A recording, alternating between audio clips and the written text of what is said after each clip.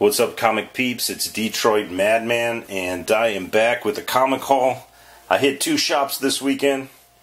Shop one is here. It's a shop I went to a few weeks ago, and it's the shop I found Manifest Destiny at, issue 1 through 6 for $9.99. This shop here that I went to, on the left, I spent I think $19 or $20, something like that. And every book in this place is $1. If it's on the wall, it's $3.99. Every other comic's $1. So the only way I can explain this shop here is it is in the ghetto. I mean, you got to be strapped when you go to this place. Worst neighborhood possible. And, it's like a pawn shop for kids. Here's Hall 1 and here's Hall 2. I'm going to get right into it. A couple of the books that I got for $1 I really like. This one here, this Daredevil, I just wanted to show you some panels in it. It's issue 260. I don't think it's worth much, but it's part of a really cool storyline. But the art in this book, you got to get this if you don't have it. Some of the panels are amazing. A lot of action in this book. Look at some of these two-page spreads. They're awesome. And this here is Daredevil number 260. I think it deals with Typhoid Mary. But I really like the interior art in this. Human Torch is in it. There's, I think, Kingpin. It's a big double-sized, giant-sized spectacular. Love the cover on that. So I definitely think you should check that out. I got it for $1. Pretty cool. Next up, I got this Daredevil number 325. It's part of the Fall from Grace storyline. And the thing that I thought was cool about this book is it has an 8-page fold-out Daredevil poster in it. And once I find a better condition one for this, I'm going to pull that poster out and check it out. I thought this was good. This book actually has a little bit of damage here down at the bottom. So it's just filler in my Daredevil collection right now. And then once I get a better condition copy of that, I'm going to go ahead and pull that poster out. Next up, I found this Mr. Miracle number 1. And not bad for $1. I thought it had some great artwork in it. But one thing I love in this book, and I've just become more familiar with this character here in the last couple weeks, is Big Barda. I just love the way that I've seen her drawn in books. So I was happy about that. Some pretty cool artwork in this. Now, see, that's who I'm talking about there. So I was happy about that. Really good condition.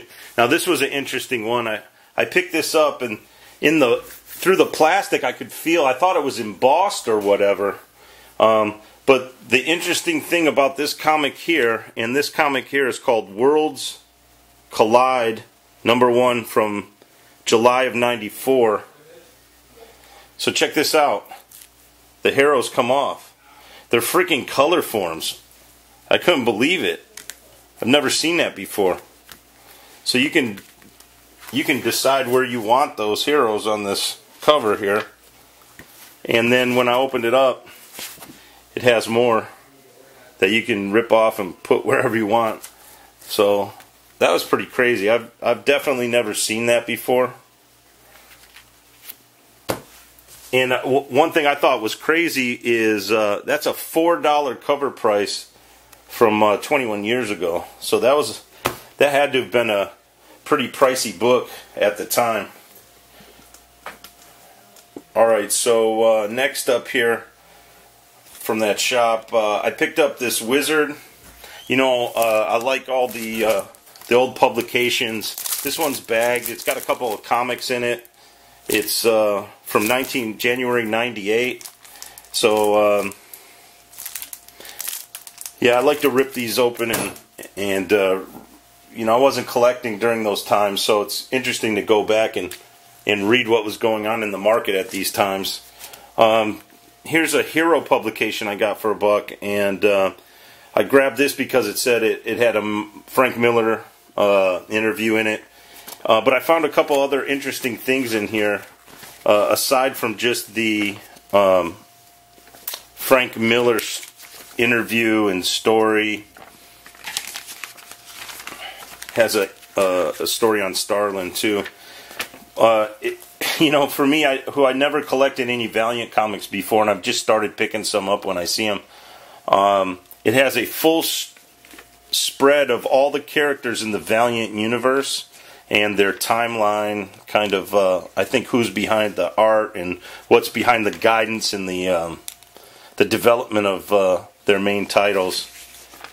So I thought that was a cool article. I mean, stuff like this for me to find is valuable research into things that I've never branched out and read before or checked out or picked up. But one other thing that I found in here, and it's crazy because it has a price guide to Valiant comics, and you wouldn't believe the prices on the Valiant comics at this time. The first 4 or 5 issues going for $20, $30, $40, $50 in some titles is just absolutely crazy. Magnus Robot Fighter, $50, $56, $31.50, $25. The first 6 to 8 issues are all over $13. And there's a issue 12, $62.50. That's nuts. How all that stuff ended up in 50-cent bins. But this was the most interesting article out of everything. It's a market watch for late 93, and it goes title by title, or publisher by publisher, and it talks about where the books are headed. And I think this is the beginning to when the market really started tanking on this stuff, because they talk about in this market article how stuff is really starting to head south and supply versus demand and all that. So it's pretty interesting. Next up, out of everything I'm going to show you now, I paid $1 for, with the exception of the last book in this stack, which I paid $3.99 for because it was on his wall and I thought it was a great deal.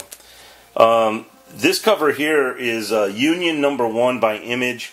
I thought it was a great cover. Like, I'm kind of finding a little bit of an affinity for these 90 wacko covers. This is actually embossed, and it's a refractor, the material used on Topps finest cards in baseball collecting.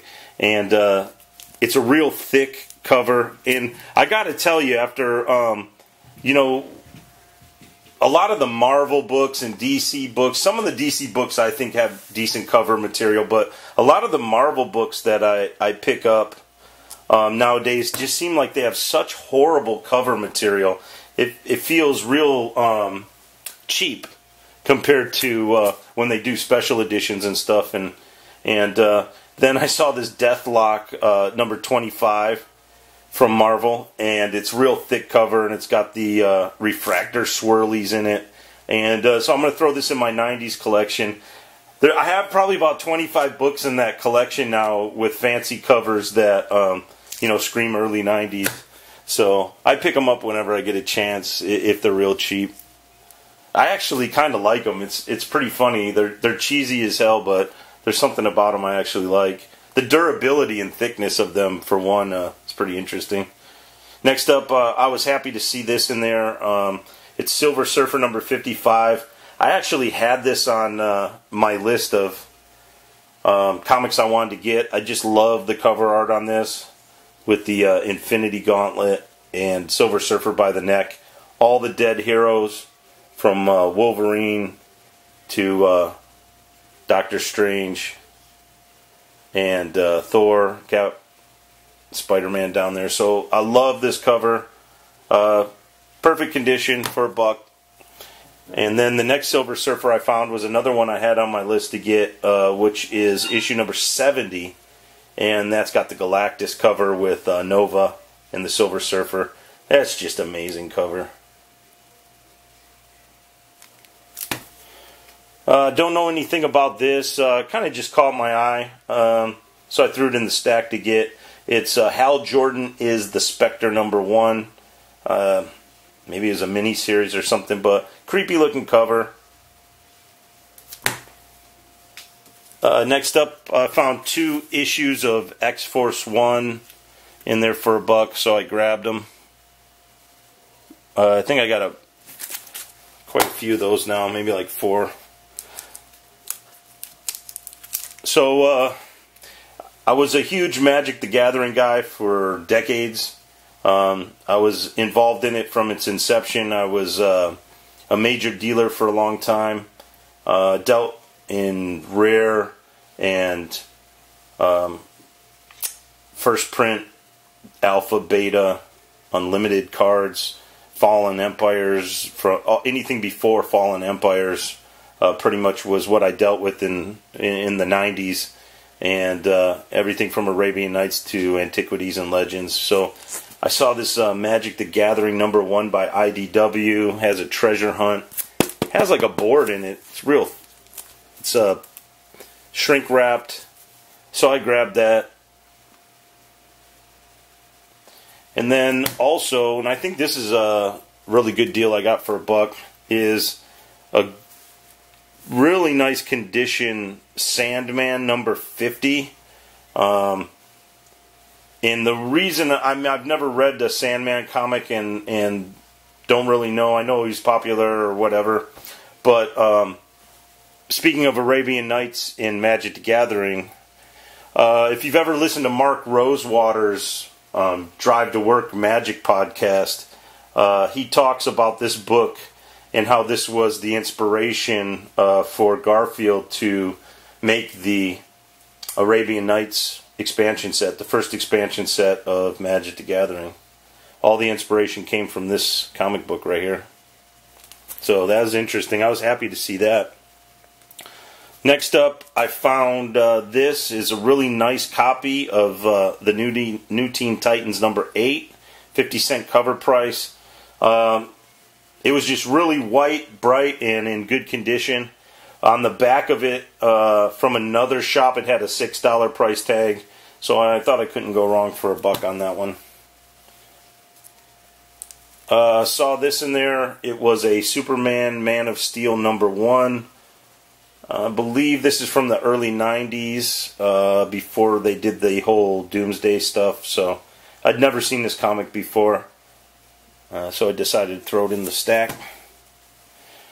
Now, I got excited when I saw this, but obviously, as you can tell, I just picked this book up, if you saw my last haul, or maybe it was a haul before that, in decent condition compared to this, obviously, but I couldn't pass it up. After what I know I got the other one for, I was like, someone's going to sell this to me for $1. You know, the cover's thrashed all to hell, but it is in decent shape. It is in decent shape as a reader book. Everything's intact. It's actually really flat and doesn't have too bad of a smell compared to what it looks like on the cover here. But hey, it was $1, and it says Tales to Astonish 92 $1 reader. And again, that's the monster It. But I thought that was funny because I just picked that up. Next up, for $1, we're going to go to the Silver Age again. And I mean, whoever found these in their garage or basement or wherever they found this stuff, I mean, obviously Thor's missing his head up there. It's issue 148, introducing the pounding power of the Wrecker, and it's a good reader copy again. Obviously, I don't have that issue. And then another one I found was Fantastic Four. I can't really tell what number it is because it's got the damage. These must have all been stacked together. And but it's got a cool Silver Surfer cover. And the inside of these books, there's nothing missing. The staples are all there. The covers are actually attached on all these. They just all were stuck together or something at one time, I'm thinking. So I got that. And then I'm thinking this was probably on the top of the pile. It's a Tales to Astonish number 99, Hulk and Submariner, When the Monster Wakes. And this has no damage to the front cover other than it has definitely been in the elements in terms of sunlight or something, because I would say the cover is about 60% faded, and it has no color luster at all. The color has been completely faded out. But hey, I got those for $1. Next up, I found Secret Wars number 2. I may have already had a copy of this, but I wasn't sure. I don't have a list of the. I've got a few issues of Secret Wars in one of my long boxes, and I'm not really sure which ones I have. So I picked that up, and then I picked up number 3. I like this cover; it's cool. And then issue 4.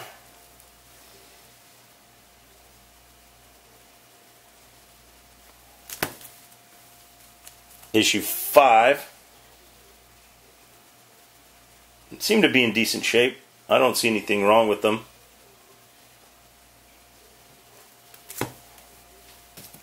No issue 6.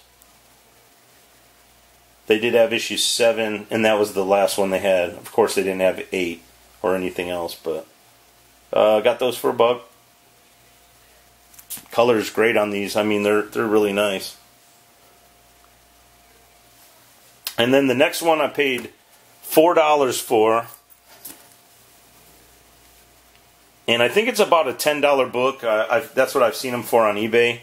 It's the variant Iron Man, Director of S.H.I.E.L.D. That's a throwback cover to one of the Nick Fury Bronze Age covers or Silver Age covers, I believe.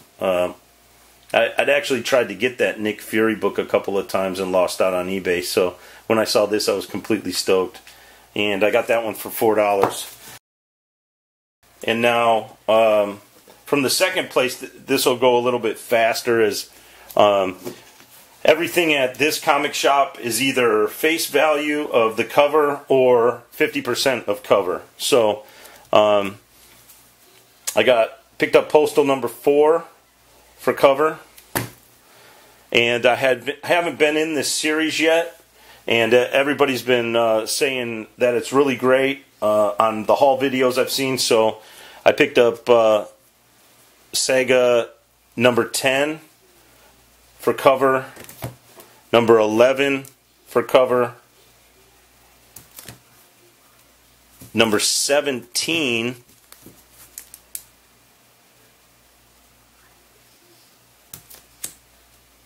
number 18,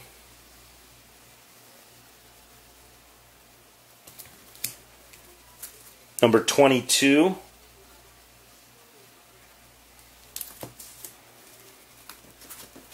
and number 23. So those were all cover price.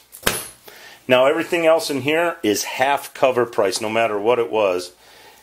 The first group here, 5 comics, is MPH. It's a Mike Millar comic, and I got that for $7.99 for all 5 books. And again, this is the place that I got Manifest Destiny 1-6 through 9 for $9.99. So now I understand how this shop operates. They just move all their books. They deal in new books and trades, and then no matter what it is, it goes into bins for 50%, and then they group them together. If they have runs that match up with certain trades, they'll group them together and put them out there. So I got into that series on the cheap. And then next up, picked this up. This is actually autographed.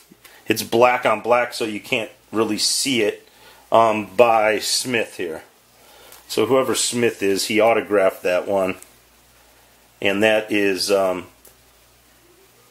it's a Daredevil book. I think it's Knights number 5 or something. Not sure. Thought the cover was cool and it was autographed. And that one cost me $1.25.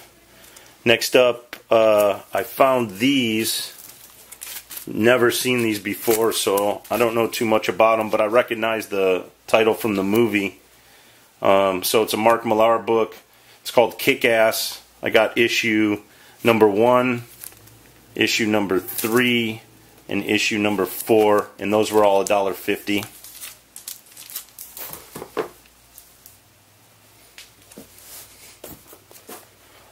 Next up, I got some Outcast books, which I was just so far behind in this, I didn't know if I wanted to start it off, but I got these for $1.50 each. So I got issue 3, issue 4, issue 5, issue 6. So I've got a few books of that run now. And next up, I found a stack of Velvets in there for half cover. So these were all $1.50. So I got number 3, number 4, number 5, number 6. Pretty cool. And number 7. And that one was actually, I think they were $1.75 for those, $3.50 cover price. Next up, I've got Amazing Spider-Man number 700.1. That was $2. 700.5. That was $2. I thought this cover was cool. This is Superior Spider-Man number 9. That one was $2. Pretty crazy. And then I got this book for 63 cents. It's Amazing Spider-Man 367. I just like this costume here. I don't know what Spider-Man that is. I've never seen that before. I got this DC Crisis book, and this was 38 cents, I believe. Really good condition. This Elektra number 1. I like the cover on that one. That one was 98 cents, I believe. I get this Flash 335. That was 38 cents. Really nice condition.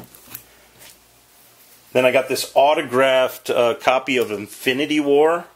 It was $1.25. I just don't know the signature on it. I don't even know the artist or anything like that.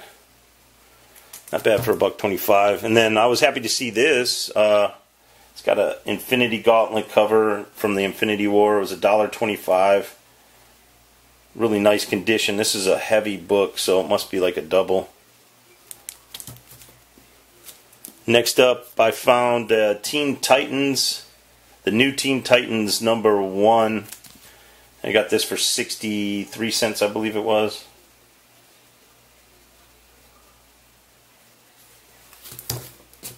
And then I got this one for 63 cents. It's a Superman issue number 74 with a cool Doomsday cover there. Then I got the Man of Steel for 63 cents. It's issue number 2. And I think it's Lois Lane on the cover. And last, I picked up for 30 cents Fantastic Four number 257. I love that cover. It has a little bit of damage in the corner, But outside of that, I just love the cover on this. It's so cool. Alright guys, I hope you liked my haul.